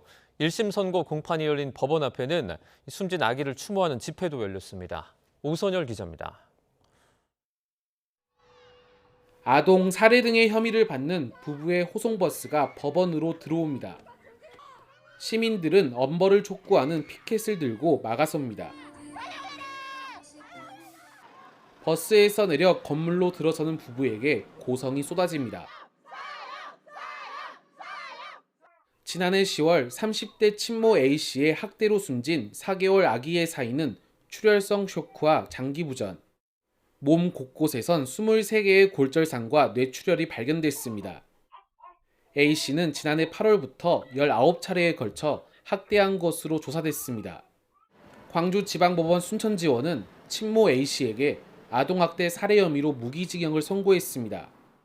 재판부는 친모가 매우 잔혹한 학대를 했고 분풀이 수단으로 삼았다며 반사회적 범죄를 저질러 엄정한 처벌이 불가피하다고 양형 이유를 밝혔습니다. 친모의 학대를 알고도 방임하고 아들이 사망한 당일 성매매 업소까지 방문한 친부에겐 징역 4년 6개월이 선고됐습니다. 재판을 지켜본 방청객들은 더 무거운 형량이 필요하다며 분통을 터뜨렸습니다. 아버지라는 책임이라는 게 엄마와는 다르지 않다고 생각하고, 그리고 이 살인의 살해의 미필적 고의가 인정이 된 만큼 그 가정을 지켜야 되는 아버지로서도 그 책임이 4년 6개월로는. 선고 공판이 열린 법원 앞에는 전국 각지에서 모인 시민들이 근조화한 200여 개를 놓고 생후 133일 만에 세상을 떠난 아기를 추모했습니다. YTN 오선일입니다. 정부가 의료기기 부족 우려를 불식하기 위해서 내렸던 주사기 매점 매석 금지 고시와 관련해 위반 업체들이 대거 적발됐습니다. 식품의약품안전처는 지난 20일부터 이틀 동안 전국 주사기 판매업체들을 특별 단속해 고시를 위반한 32개 업체를 적발했다고 밝혔습니다. 주로 동일한 구매처에 과다한 양을 판매한 업체들이 30곳으로 많았고, 한 적발업체는 판매량 대비 150%를 초과하는 주사기 13만여 개를 5일 넘게 보유하고 있다가 적발되기도 했습니다. 식약처는 적발업체에 대해서 고발과 함께 시정명령을 내리고 신고센터를 통해 매점 매석 행위에 대한 신고를 계속 받을 예정입니다.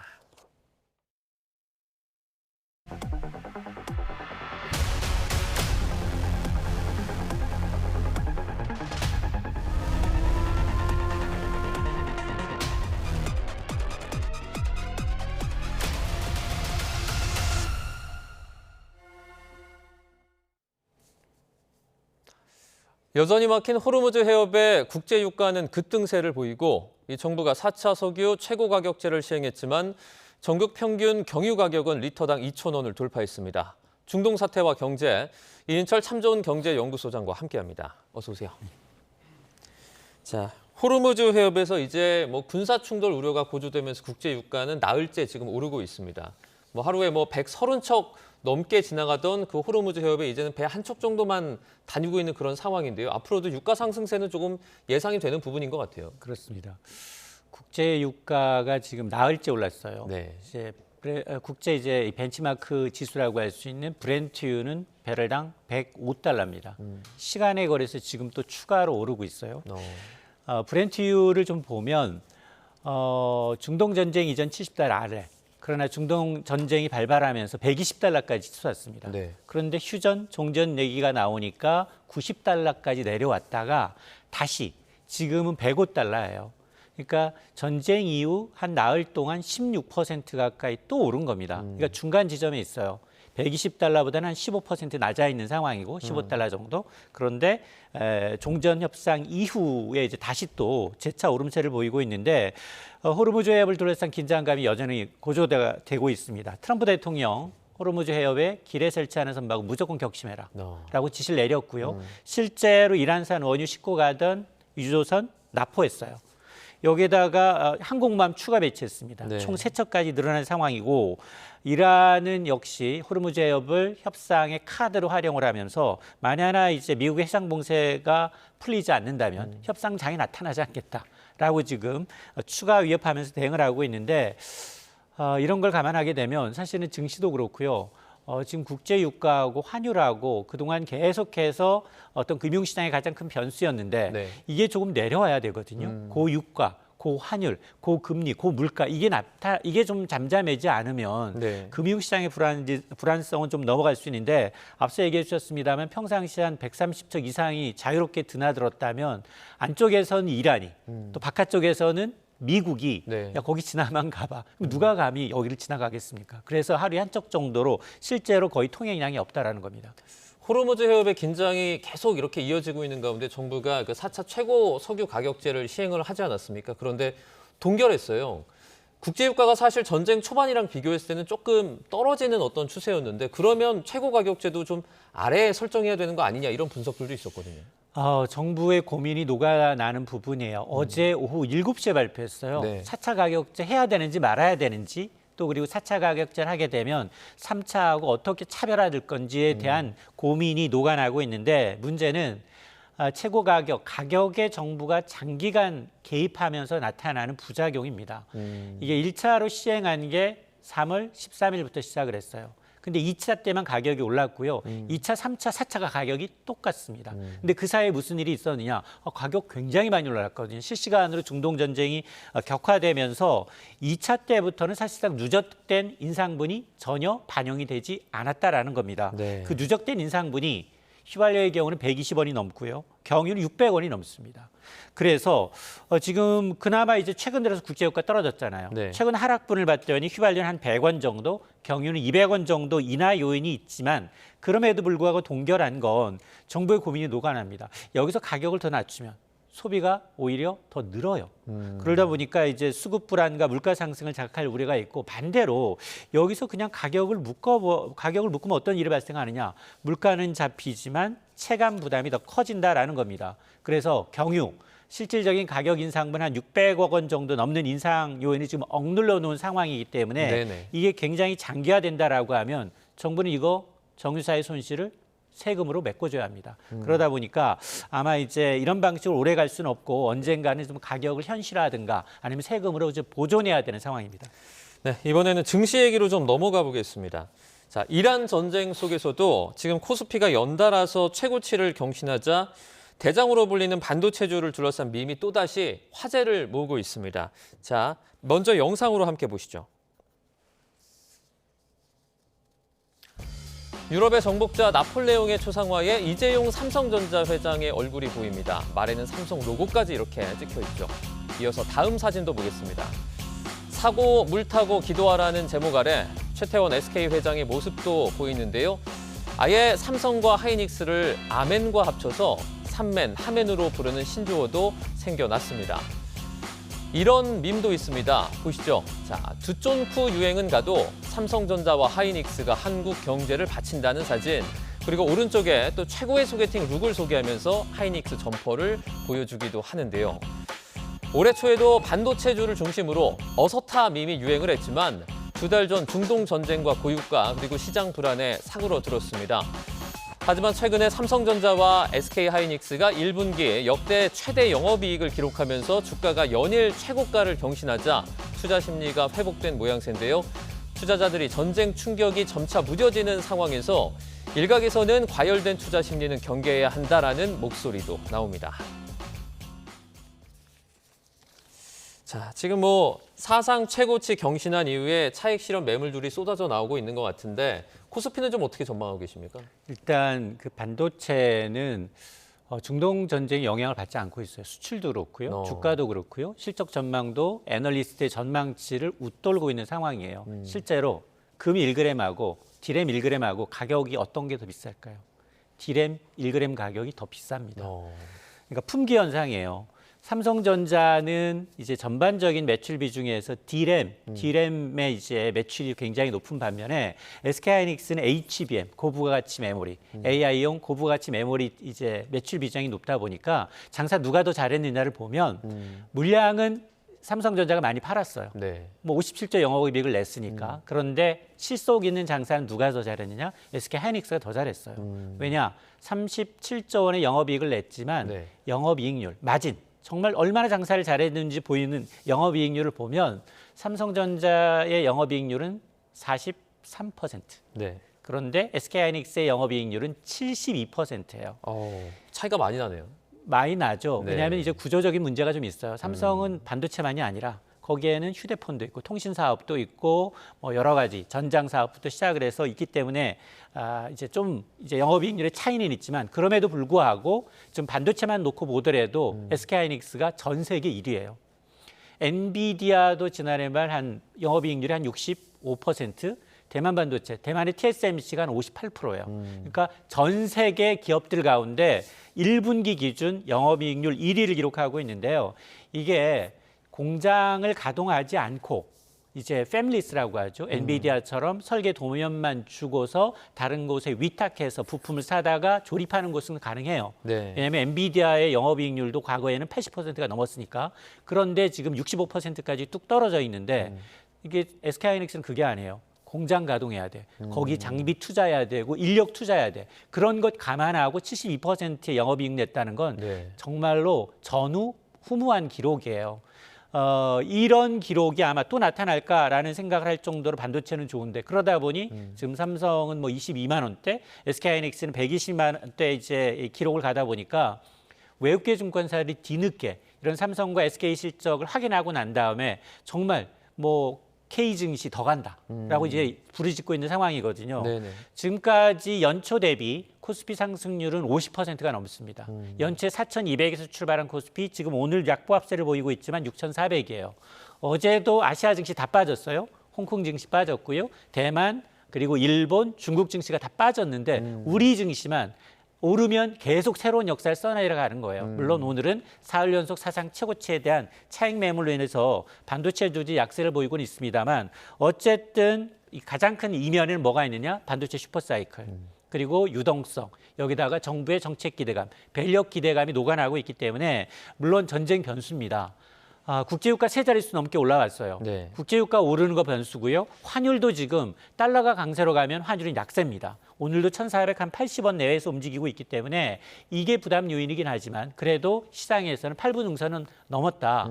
과거처럼 계속 전쟁을 하는 게 아니라 협상 테이블에 앉기 위한 기싸움이기 때문에 시간의 문제일 뿐 이 호르무즈 해협의 상황이 조금 일단락이 된다면 실적을 근거로 조금 더 가지 않겠느냐라는 배팅을 하고 있는 것 같습니다. 지금 말씀을 듣고 보면 우리 증시가 뭐 대세인 것 같다라는 어떤 그런 판단은 들긴 하는데 삼성전자랑 하이닉스가 그 수익률을 2배로 추정하는 ETF가 이제 다음 달 22일부터 실제로 거래가 될 예정입니다.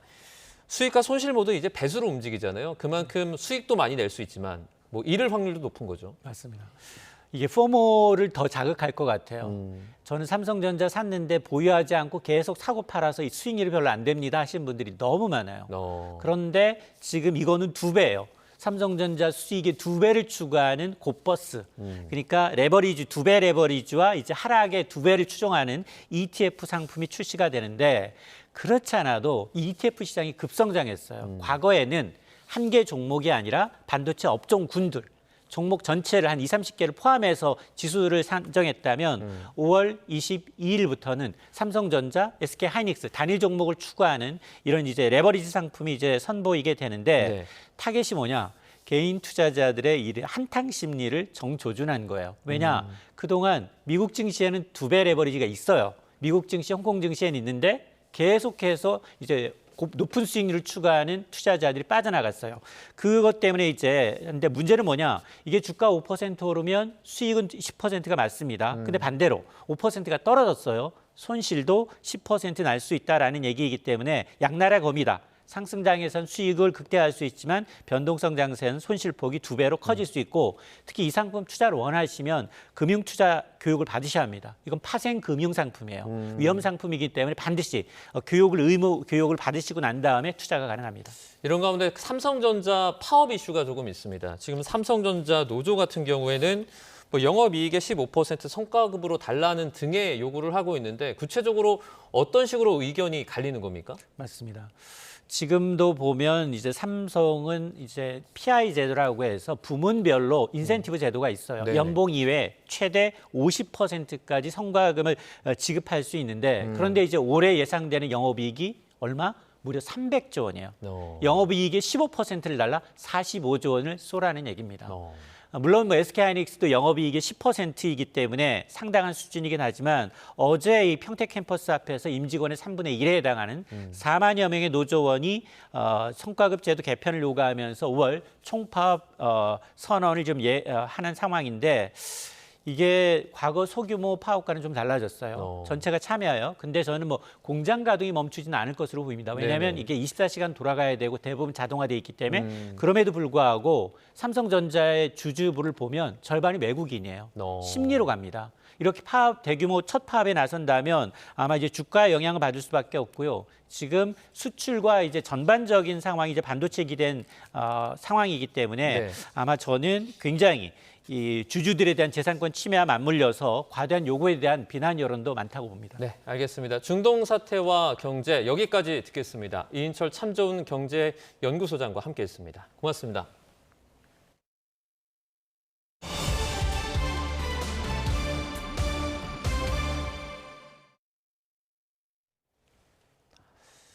끊임없이 사망설이 제기되고 있는 이란 최고 지도자 모주타바 하메네이가 중상을 입고 수차례 수술을 받았지만 정신은 명료하다고 뉴욕타임스가 이란 소식통을 인용해 보도했습니다.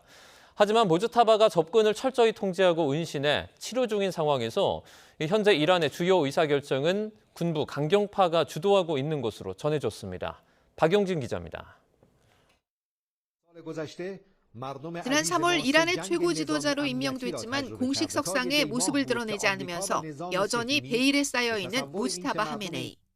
끊임없이 사망설이 제기되고 의식불명이라는 보도가 나오기도 했습니다. 그런데 뉴욕타임스가 여러 명의 이란 소식통들을 인용해 모주타바의 건강 상태를 상당히 구체적으로 전했습니다. 소식통들은 모주타바가 지난 2월 공습으로 중상을 입었지만 정신적으로는 명료하다고 말했습니다.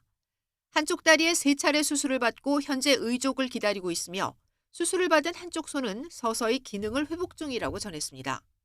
또 얼굴과 입술이 심하게 화상을 입어 말을 하기 어려운 상황이고 성형수술이 필요하다고 말했습니다. 이런 이유로 공개 연설에서 약한 모습을 보이고 싶지 않아 영상이나 음성 대신 서면으로 성명을 발표했다고도 전했습니다. 모주타바의 치료에는 의사인 페제시키안 대통령도 관여하고 있는 것으로 전해졌지만 이스라엘의 추적을 우려해 접근은 철저히 통제되고 있습니다. 이란 고위 지휘관들이나 정부 인사들도 직접 면담하지 않고 오직 손으로 쓴 메시지만 인편으로 주고받습니다. 이처럼 안전에 대한 우려와 보상 등으로 적어도 현재는 모주타바가 주요 의사결정을 혁명수비대 지휘관들에게 위임한 상태라고 소식통들은 전했습니다. 현재 실질적인 권력은 강경 군부가 쥐고 있다는 건데 호르무즈 해협 봉쇄와 미국과의 협상 등에서 모스타바는 군부의 의견에 거의 이의를 제기하지 않고 그대로 따른 것으로 전해졌습니다. YTN 박영진입니다. 미국과 이란의 종전 협상 여부가 불투명해진 가운데 이란 최고 지도자 모주타바 하메네이를 비롯한 이란 지도부가 일제히 단결을 강조하는 메시지를 냈습니다. 현지 시간 23일 이란 국영 IRNA 통신에 따르면 모주타바는 이란 국민 사이에 형성된 놀라운 단결로 인해 적 내부에 균열이 생겼다고 말했습니다. 최고 지도자 선출 이후 한 번도 모습을 드러내지 않은 모주타바는 이란의 응집력이 더욱 강력하고 강철처럼 경고해줬다면서 이런 과정을 통해 결국 적들은 굴욕과 치욕을 당하게 될 것이라고 강조했습니다. 마수드 페제시키안 이란 대통령도 같은 날 SNS 글에서 이란에는 강경파와 온건파의 구분이 없으며 모든 이란인이 혁명가라고 밝혔습니다. 모하마드 바게르 갈리바프 이란 국회의장이 미국과의 협상 대표직에서 사임했다고 이스라엘 채널 12가 보도했습니다. 타임스 오브 이스라엘에 따르면 채널 12는 출처를 밝히지 않은 채 갈리바프 의장이 최근 미국과 협상을 이끄는 역할에서 사임했다고 전했습니다. 사임 배경으로는 이란 이슬람 혁명 수비대의 개입이 과도하게 확대되면서 협상 자율성이 크게 훼손됐다는 불만이 제기된 것으로 알려졌습니다. 채널 12는 이번 갈등은 카타르가 제안한 호르무즈 해협 긴장 완화 방안을 둘러싸고 촉발됐다고 밝혔는데 이란 정부의 공식 발표는 아직 나오지 않은 상태입니다. 베네수엘라의 마두로 대통령 체포작전에 참여했던 미 특수부대 병사가 해당 작전에 돈을 걸어 우리 돈 6억 원가량을 챙긴 것으로 드러났습니다. 고양이에게 생선을 맡긴 꼴인데 이 중동 전쟁을 둘러싼 수상한 거래 의혹도 밝혀질지 관심이 쏠립니다. 김선중 기자입니다. 지난 1월 미군 특수부대는 전격적으로 마두로 베네수엘라 대통령을 붙잡아 미국으로 끌고 왔습니다. 정광석화 같은 작전에 트럼프는 환호했습니다. January, elite American warriors carried out one of the most complex, spectacular feats of military competence and power in world history. No one's 하지만 비밀 작전 뒤에는 음흉한 거래가 숨어 있었습니다.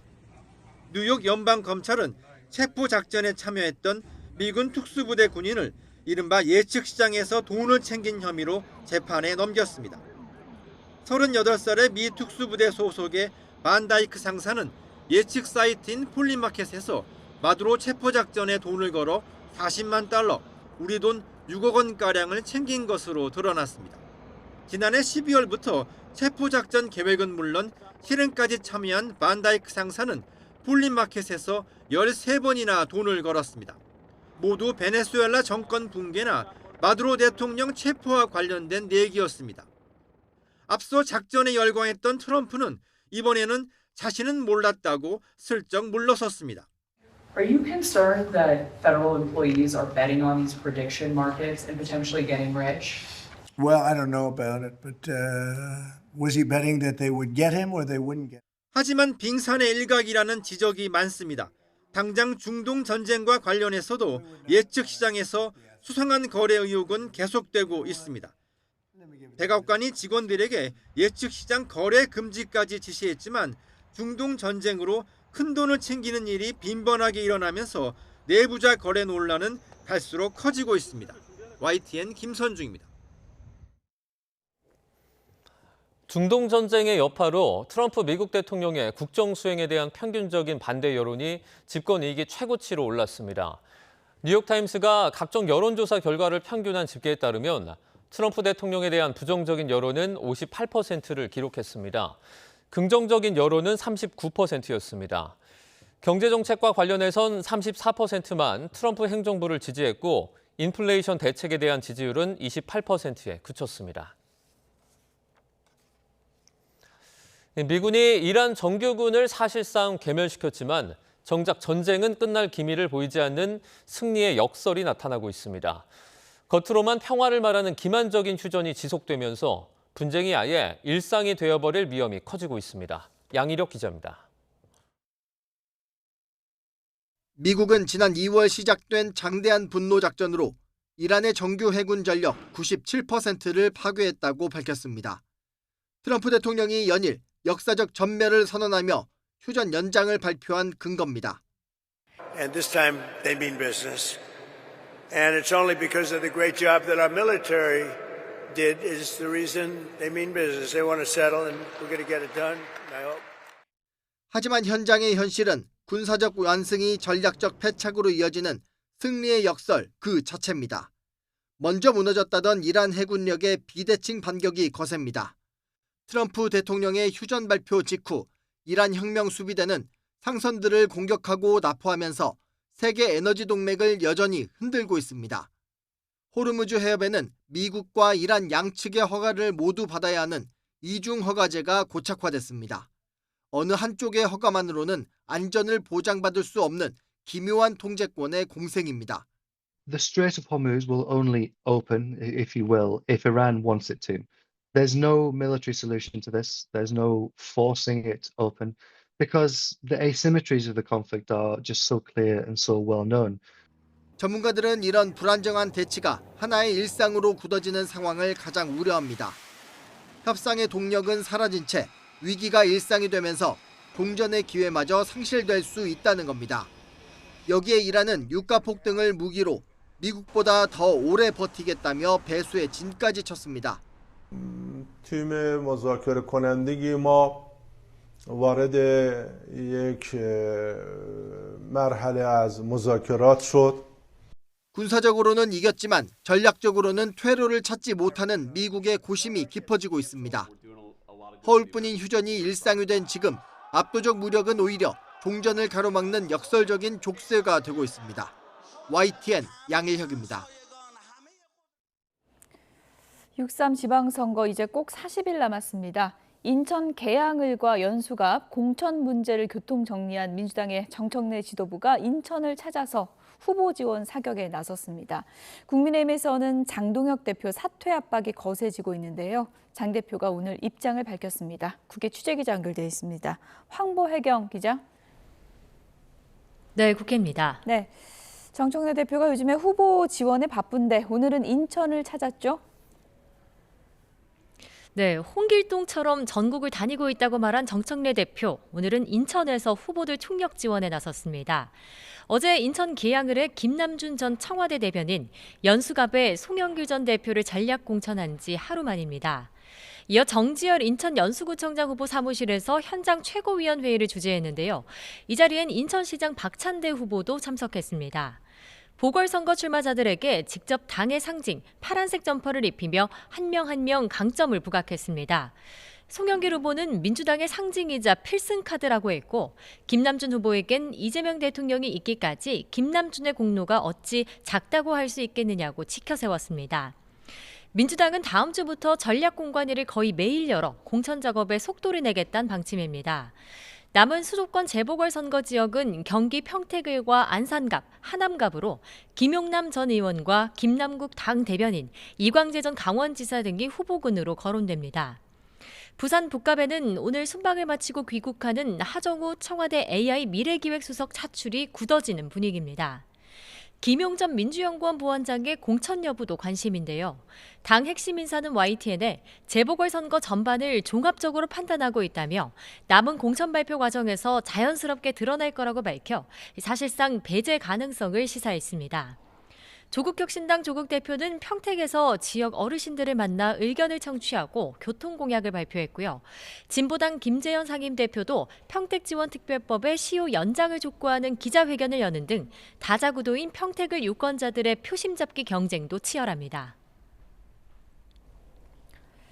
네, 국민의힘에서는 장동혁 대표 체제를 놓고 내부 갈등이 심하죠.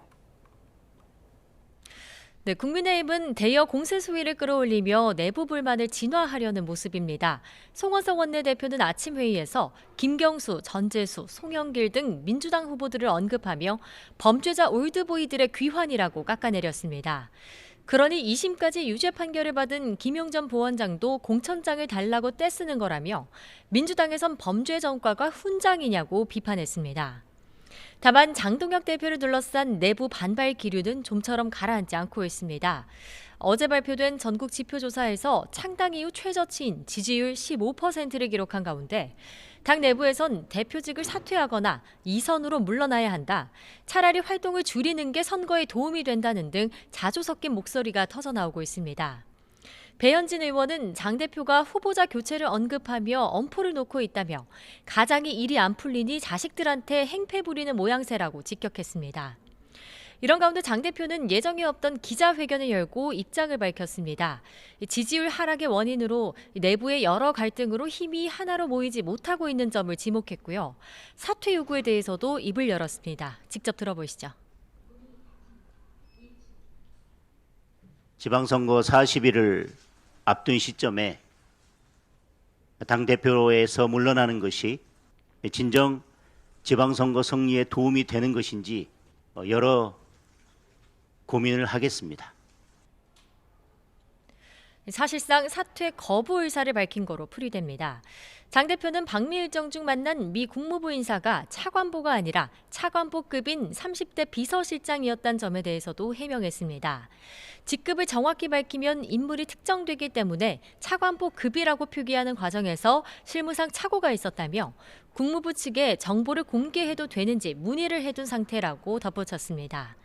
국민의힘 조은희 의원은 어이가 없고 국민께 부끄럽다며 그냥 아무 말도 하지 말라고 SNS에 적는 등 여지는 계속되고 있습니다. 지금까지 국회에서 전해드렸습니다. 네, 국민의힘은 북한 구성 핵시설 발언으로 논란을 빚은 정동영 통일부 장관에 대한 해임 건의안을 국회에 제출했습니다.